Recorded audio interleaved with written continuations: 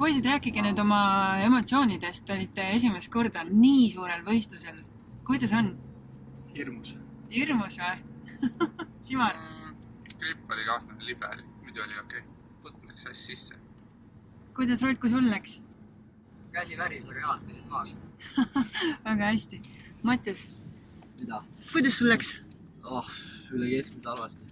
Vahi, aga nüüd on aega parandada vähemalt. Homme jah. Aga tunne, kuidas oli? Ma ei tea, polnud kõik tunne. Jalg ei värisenudki? Super poiss. Mis te homme muudate veel, kui vaja midagi? Hakkab meid varem. Jah, Ma ei tea, võtan lihtsalt barri neid. võiks ka võtta. Viskan kõik korvi alla. Mingi hetk pead ikka korvi ka viskama, muidu rada ei lõppe. Kas teil oli mõni korv, mis räigelt kripeldab niimoodi, et homme kindlasti peab teistmoodi? Hästi väga. Tiigri ajal võtaks tiigri ära vist teise kohta. Mis sa võtsid tiigri ajal? Mingi 6 vist. Vist. Martin? Kas homme on midagi, mida kindlalt parandama pead? Ja, skoori. Meil on nii toredad poisid siin. Aitäh!